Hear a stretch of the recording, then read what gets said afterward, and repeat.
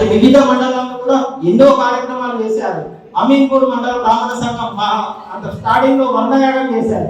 తర్వాత వాళ్ళు చాలా యాక్టివ్ గా చీర వేశారు. వాళ్ళకు కూడా అభినందనలు తెలియజేస్తున్నాం. అలాగే పడంచెరు బ్రాహ్మణ సంఘం, పడంచెరు మండల బ్రాహ్మణ సంఘం ఇంతకుముందు ఎలక్షన్స్ నిర్వర్తించారు. వాళ్ళు కూడా మంచిగా యాక్టివ్ గా పనిచేస్తున్నారు.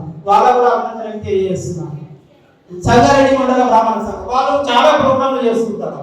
వాళ్ళు ఇంతకు వినాయక నవరాత్రులు చేస్తారు. మళ్ళా బ్రాహ్మణ భవనానికి వాళ్ళు చాలా కృషి చేశారు. ఎమ్మెల్యే దగ్గర ఇంతకు మళ్ళీ కార్తీక జిల్లా సంఘం, రాష్ట్ర బాధ్యులు, సంఘ సభ్యులు సహకారంతో ఎంతో గొప్పగా మట్టుకులు ఒక తల్లిదండ్రులతో పాటు వచ్చిన బంధువులు సైతం సందర్శించే విధంగా జిల్లా మరియు మండల అధ్యక్ష, కార్యదర్శి, కోశాధికారి, కార్యాలయ సభ్యులందరికీ మరియు మహిళా కార్యాలయ సభ్యులందరికీ మరియు శాసనసభ్యులందరికీ నా యొక్క మన జిల్లా కార్యాలయం ఏర్పాటు తేదీ 28/2/2024 నాటి నుండి తేదీ 28/2/2024 నాటికి 3 సంవత్సరాల కాలపరిమితి ముగిసిన ఇంకా కొన్ని మండలాల ఎన్నికలు ఇవాళ ఉన్న మిగిలినందున నేటి వరకు అనగా ఈ రోజు వరకు మన జిల్లా కార్యాలయం కొనసాగినందున మీ అందరి సహాయ సహకారంతో నేటి వరకు కొనసాగించినందుకు కార్యవర్గానికి మరియు సభ్యులకు ప్రత్యేక ప్రథమ కార్యాలయ సమావేశంలో సదాపీఠం జరిగింది.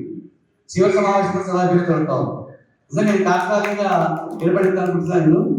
ప్రథమ కార్యాలయ సమావేశం 16/3/2024 నాటి నుండి నేటి చివరి సర్వసభ సమావేశం తేదీ 16/6/2024 నాటి వరకు జిల్లా సంఘం ద్వారా జరిగిన సమావేశాలు కానీ కార్యక్రమాలకు కానీ జిల్లాలో అన్ని మండలాలు అంటే మనకి ఒక వారం 10 రోజులు ఉంటుంది అని నేను చదివి వినిపిస్తాను. మరి అందులో ఏమైనా పొరపాటు ఉన్నా ఏమైనా తప్పైతే అందించాల్సిన కోరుతా ఉన్నాను. ఇవే కాకుండా సంఘంలో చాలా విషయాలు చరిత్ర వినిపిస్తాను.